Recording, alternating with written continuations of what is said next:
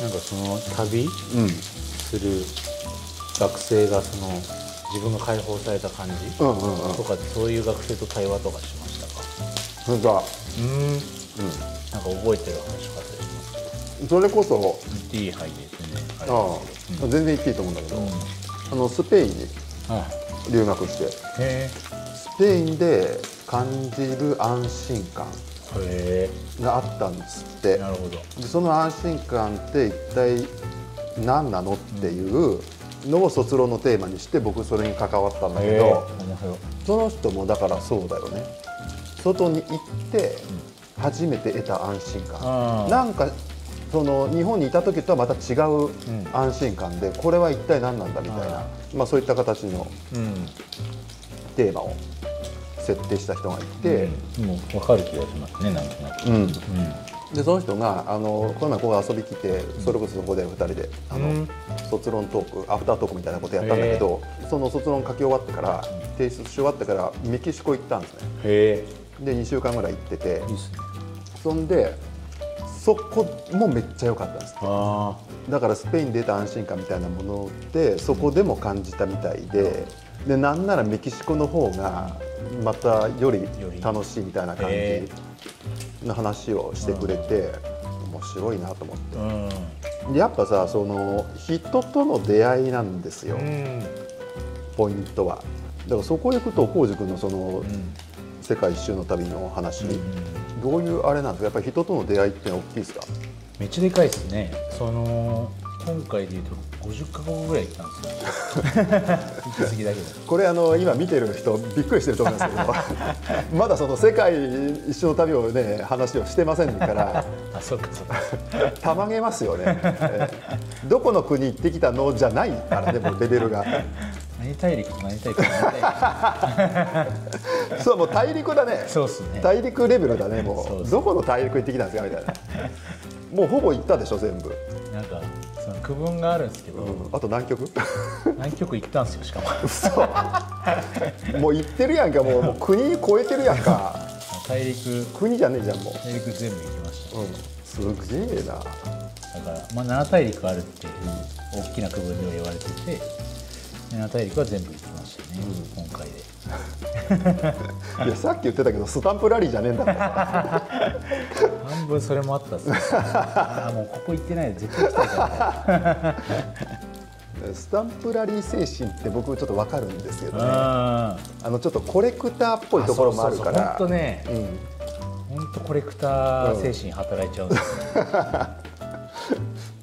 よ、別にねそのリアルなスタンプがあるわけでもないけど、でも分かる分かる。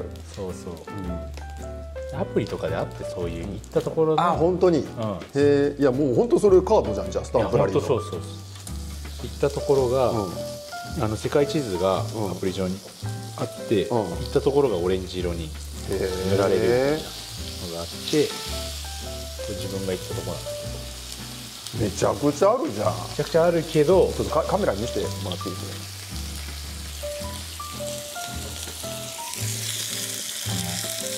黄色い行ったところ、すごい。それでいうと、例えばその南米の上の方とかって行ってないから、なんか塗られてないの気持ち悪いって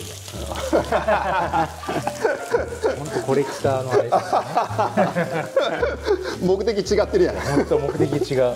目的変わっちゃってますけど、でも面白いね。それで持続するんだからね。そうですね。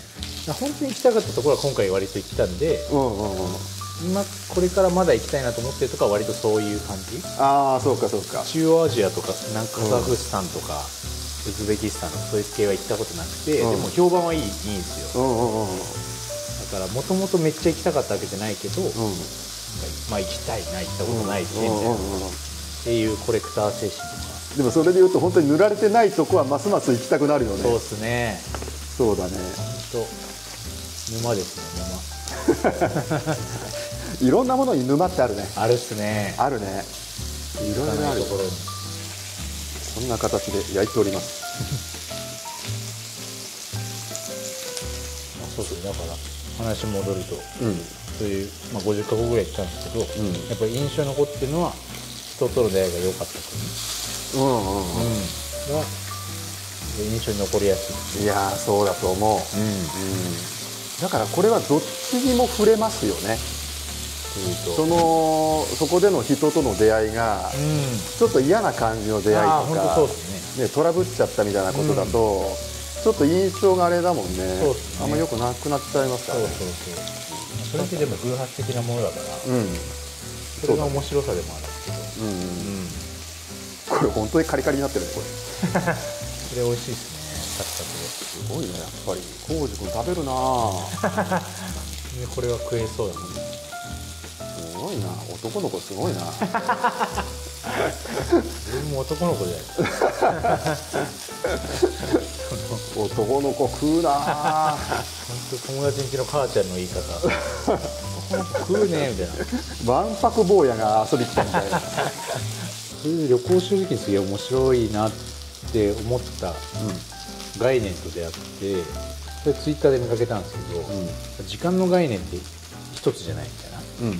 僕らが例えば日本とか、ヨーロッパとか、そういう先進国の多くの人の概念はもう単一時間っていうモノクロニクスみたいなので、時間っていうのは資源でそこにどう効率的かつ、自分の市場価値を上げるためのスケジュールを組み込んでいくか、で、こなしていくものだっていう、時間に終わりがあるし資産だからこなしていくものだみたいなのが僕らが思ってるもの、でインドとかは複数時間があるみたいな、ポリクロニクスみたいな概念で、で時間っていうのは海みたいに漂ってるもので、いろんな、世界線というか、自分の選択肢次第とか、その時起こる偶発的な出来事で、未来は変わっていく、いろんな時間、未来の海があって、でそこを、自分の心の向くままだったり、その時の気分とか偶発的に起こる素晴らしい出来事を受け入れるために、その予定を詰め込まない、予定詰め込んでるとこの時間に筋トレをするってなると、そのジムの目の前であった、めちゃくちゃ気が合いそうな人と喋って20分ダラダラするみたいなできなくなるから、そういうことは入れない、だから時間遅れたりとか、ルーズだったり、急に変な、いやなんか道端人喋ってたから遅くなっちゃったとかが発生する。そうだから旅してる時どっちかというとそのインドのポリクロニクスに近くて、だから豊かになるみたいな感じです。偶発性によって自分が想像できなかったことが起きて、それによって自分も考え方とか過ごし方が変わっていく。逆にその予定を詰めようとすると想像できることで予定を詰めるから、想像できることしか起きないし、想像できる体験しかできない。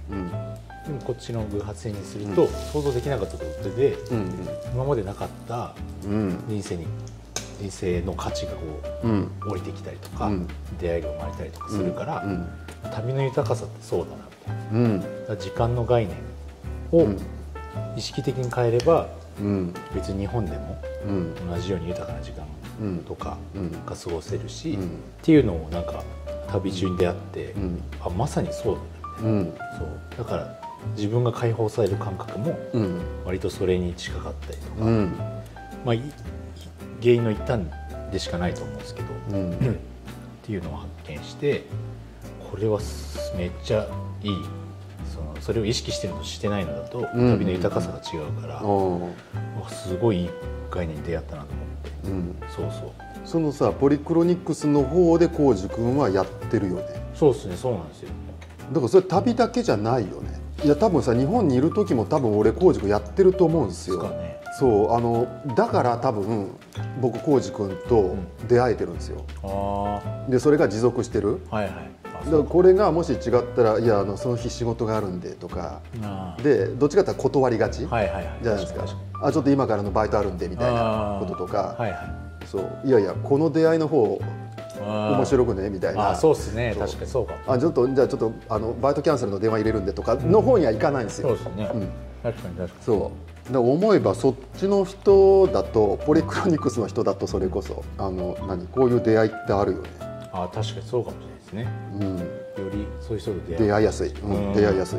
確かに。まあセレンディピティって言ってもいいと思うんだけど。セレンディピティ、まあ知らんけど。あれ好きな話です。今説明しろって言われたらちょっと難しかったからだからその予測不可能性に開かれてるかどうかっていうことですよね。そうですね、それを楽しむ。そう何が起こるんだろうっていうところにワクワクできるかどうか。ただなんか予定がないと不安でしょうがないっていう人はなかなか開くの難しいんですよね。で僕もねそういう人とはなかなか出会えないですやっぱり。こちらが出会おうと思ってもなんとなくそこで分かりますよね。自分だからその別に0と100じゃない、黒と白ではないんで、開き方、本当に道で出会った人と仲良くなって、そのままその人に泊まり行ったりとか、そういう旅人もいるんですよね。なんか自分もそこまでではないし。めっちゃおもろいな。そうそう。だから開かれ方が人によって違うのはあるんですけど、面白みで言うとより未知の方。そうだね。僕もさだからそういう人とは結構馬が合うというか、いて居心地がいいんですよね。変にストレスにならないんですよ。気を使わない、変に気を使わないし、気張らなくてもいいんで、それありますね。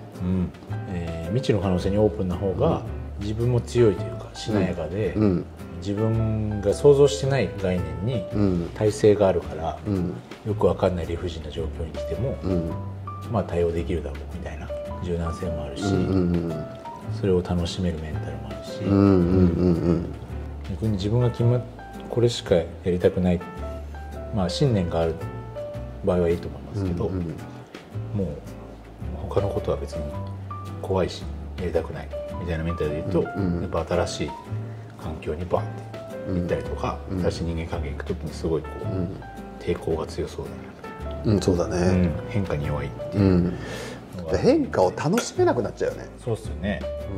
結構鍵だよね。楽しめるかどうかっていうところ。それもさっきの家族の話でいうと、その濁っていくともそのスパイラルから抜け出す自助努力ができなくなるというか。そうだね。自分じゃもう難しくなるね。そうですね。それが怖いですよね。だからできるだけフローな状態でいたいっていうのはあるかもしれないですね。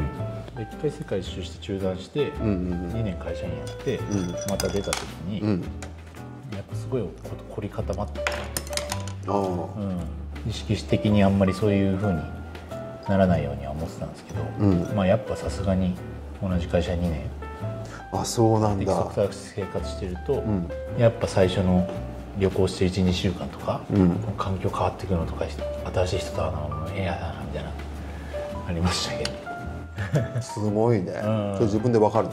分かるですね。やっぱ何回かその自分の気持ちが変わっていく瞬間も体験してるから、ああこれあったな前みたいな、2週間ぐらいすると慣れて新しい人と喋るの楽しくなってくるし。そうかそうか。そう逆に言うと日本戻っても、何週間何ヶ月すると、日本の状態に戻るというか、あんま変化求めてない自分確かに確かにもあるし、今まだ大丈夫だよね。そうですね。本当旅行支援とかもそうだよね。まだ延長でねかろうじているっていうか、いやそれ面白いね。だってうっかりするとさっきの運動もそうだけど、しなくなってくるんですよね。運動も。だから結局さその固定化の方向なんですよね。全部動かない方向に行くんですよね。確かに。運動もしない旅もしない、新しい出会いに開かれてもいかないみたいな。でも一緒にいて楽しいのが一番ですけどね。本当に間違いない。でもやっぱ開かれてる人かな、結局一緒にいてこう楽しいっていうのって。別に旅が万能薬とは思ってないし、その旅したくない人もいる、それは分かるんですけど、結構いろんな人を救う手段の一つにはなりうるんじゃないかなと思うので、旅行というか旅が、それのメカニズムというか、なんでそういう旅するとすごい情報点があったりとかが分かりたいなっていうので論文書きたいなみたいになったんですよ。それが分かれば救われる人もいるのかなみたいな。それ面白いよね、テーマとしてね。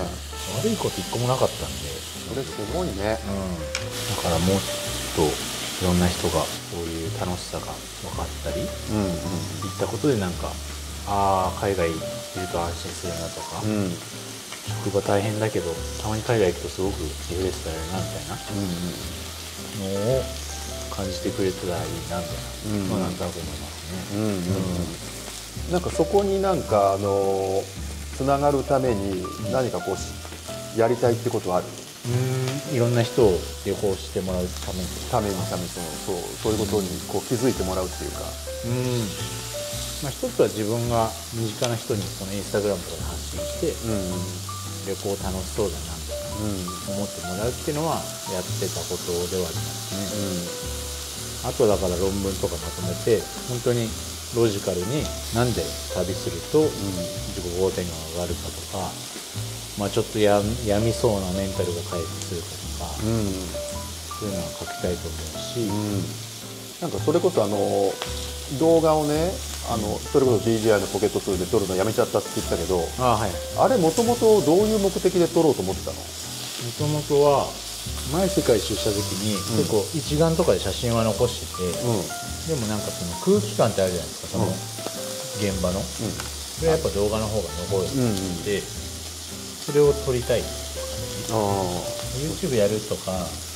自分が喋って動画を残すというよりかは、その時の空気感を映像として残したいなって感じでしたね。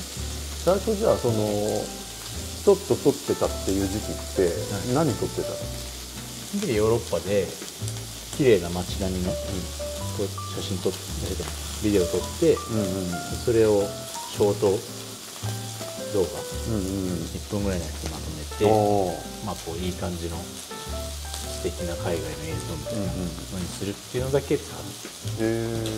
空気感はなんとなくわかるしみたいな。で自分を撮るとかっていうのでもなかった？そうですね。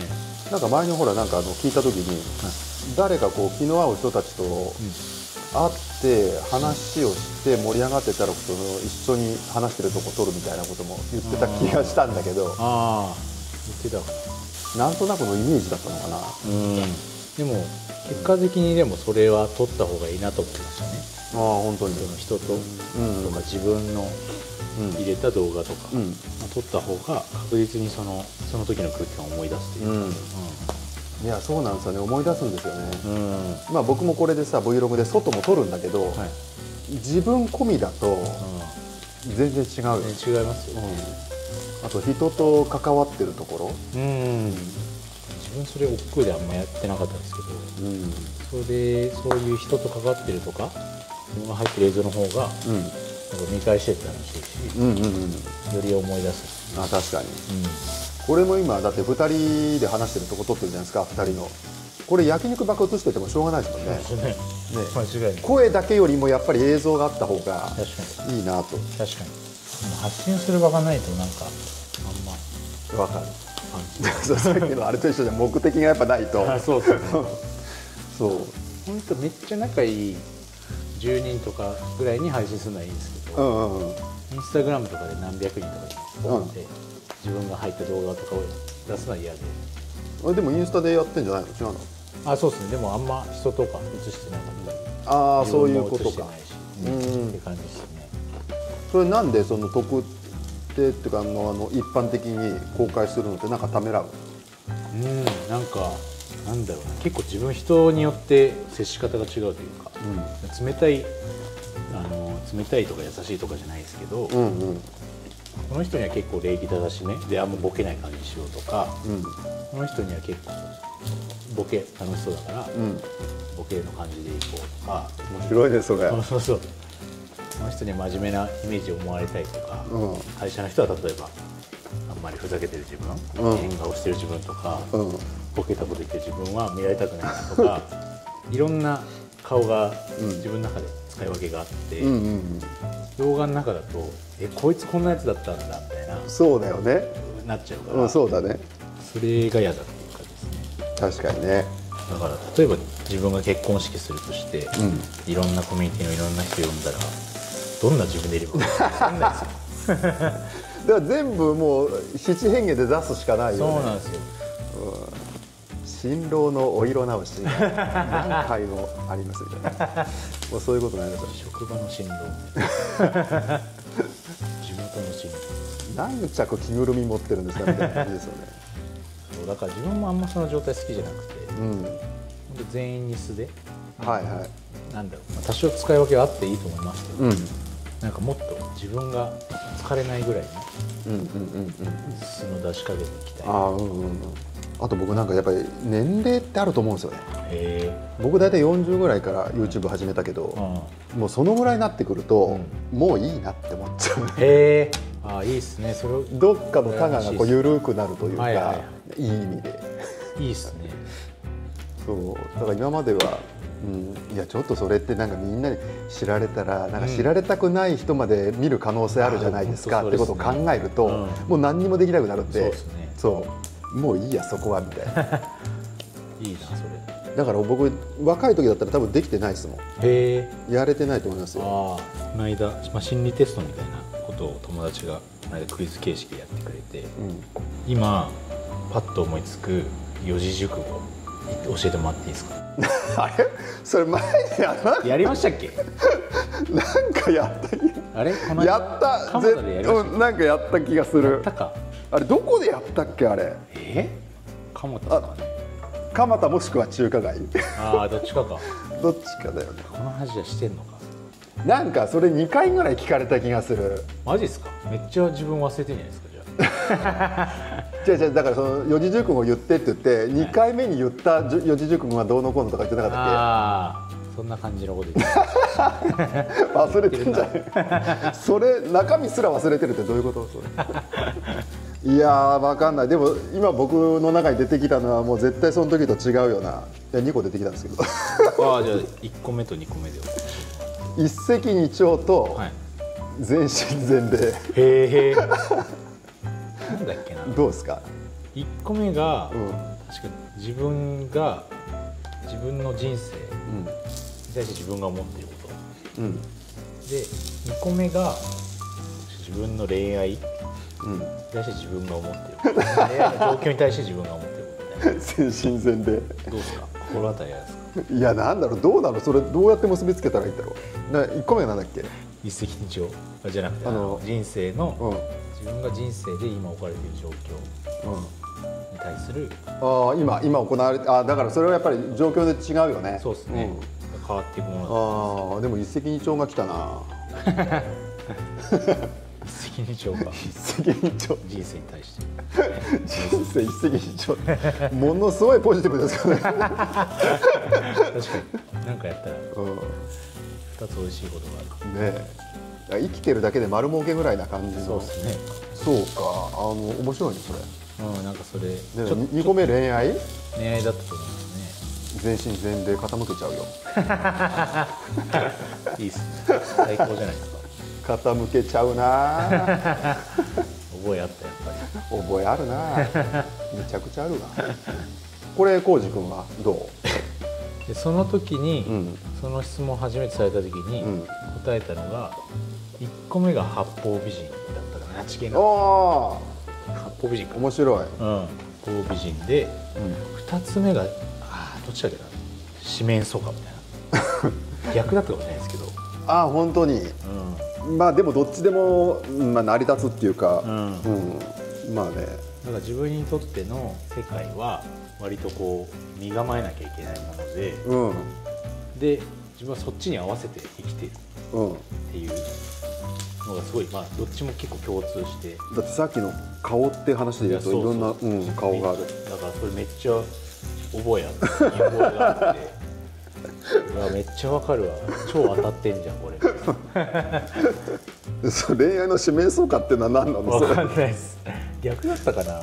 恋愛が八方美人だったかな。どっちの方が当てはまってそう？多分恋愛八方美人の方が当てはまって。そうなんだ。その恋愛に関してはどういうことなの？例えば好きな子がいるじゃないですか。好きな子がいたら素の自分でいくというよりかは、その子が好きそうなことをして口説きたいというか。マジっすか。自分結構趣味が広いんで、割と合わせられるんですよ。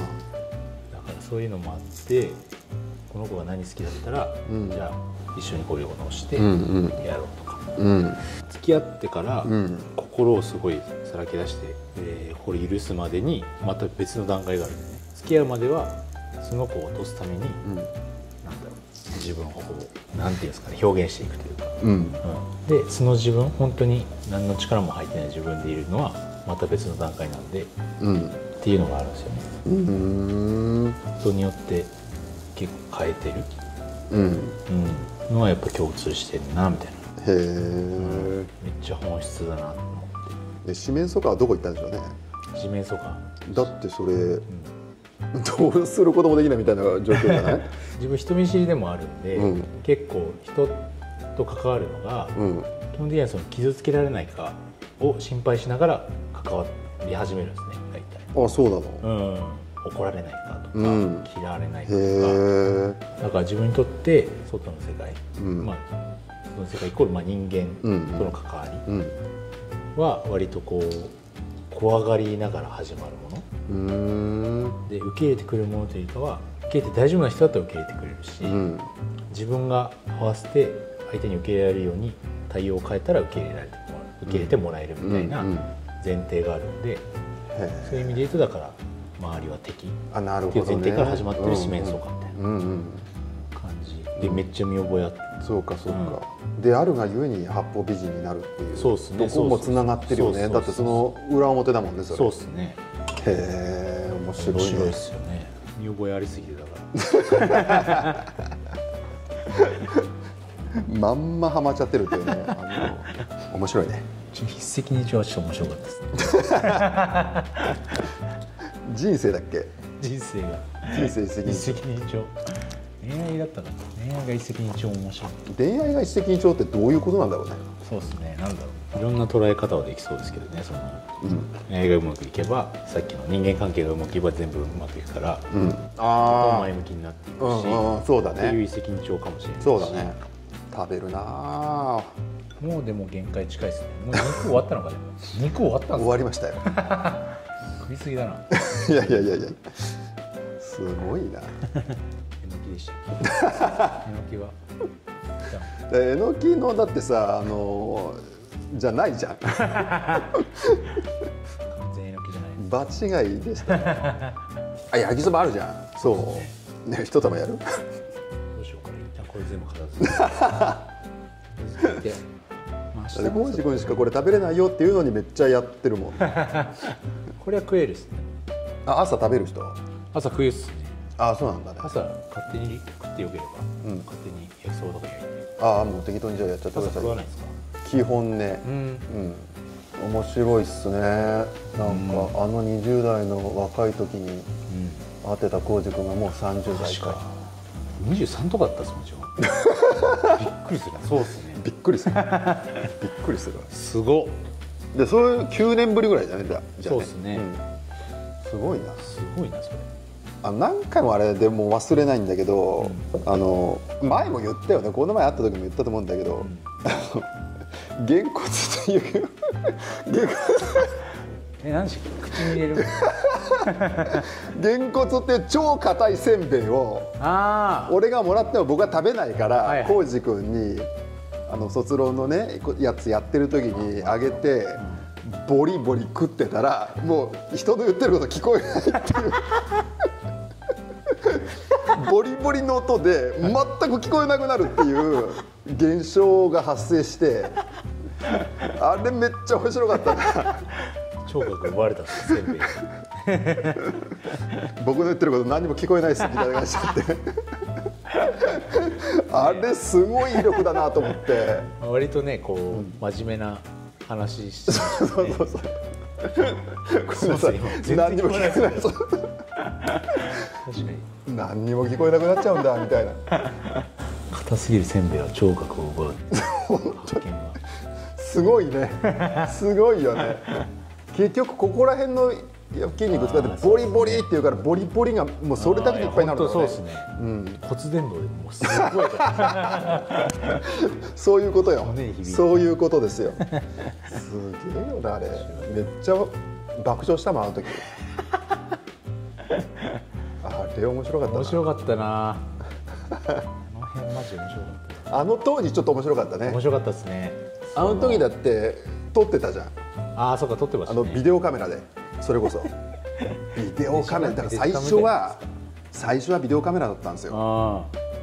そう当時撮れるって言ったら、まだこんなミラーレスのカメラとかこんな Vlog カメラなんてなかったから、そう撮影器具がもうそういう感じになって、あの時からですからね。すごいな、ここまで進化しましたっていうがねスタジオできちゃってる。スタジオになっちゃってますいやだから僕なんかそういったこともやりたいなって思って、撮影的なさっきの映像制作をやりたくて。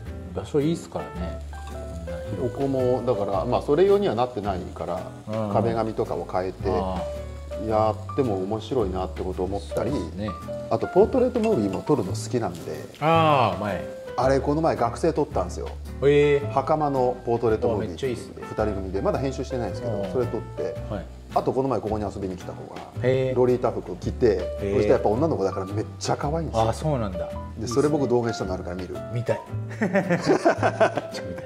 これがねなかなかいい作品に仕上がったというか、結構ね僕的にはよく撮れたんで、フリフリだ。ああ、かわいいめっちゃそうロリータだ。そうでしょめちゃくちゃ似合うでしょ。ああ、似合うね。似合う雰囲気の子ですね。髪の色もなんとなく髪の色がめちゃくちゃあって、ドンピシャだったんですよ。あら、かわいいめっちゃかわいい連発するわ似合うですね、こういうポーズもね。似合うよね。はい、めっちゃ可愛いですね。めっちゃ可愛いでしょ。だからこれで今度もう一回、今度は外でちょっとやってくれないってちょっと言ってるんですけど、めっちゃ似合ったんですよ。いいですね。だから俺これをやって、女性でロリータ服着てみたい人のポートレートムービーを作りますよ的なことをやっていきたいなと思ってて。いいな。いいと思います。めっちゃいいですね。もちろん需要があるかどうかは別として、なんとなくそういうのちょっと発信していきたいなと思ってて、そのためのちょっと最初いくつか作品がないと分かんないじゃないですか。それでちょっとね、今いくつか撮ろうかなと思ってて。写真で残したい人もね、もうすでにいっぱいいるんでしょうけど。いっぱいいますよね。写真はいっぱいいるんですけど、動画ってなるとなかなかないんじゃないかなと思って、まあジャンルにもよると思うんだけど、あんまりロリータ服でモデルさんはあるけど、動画も、だけど普通の素人でロリータ服やっぱり好きっていう子いるから、あとは1回は着てみたいみたいな人もいるから、人生で1回はちょっと着てみたいなっていう、そういう人にじゃあちょっとどうですかって、いいですね。それはやってみたくて、だからなんかモデルの綺麗な子を撮りたいというよりも、この服が好きでっていう人の魅力を引き出せるような動画を撮りたいんですよ。それぞれの魅力ってあるからやっぱり。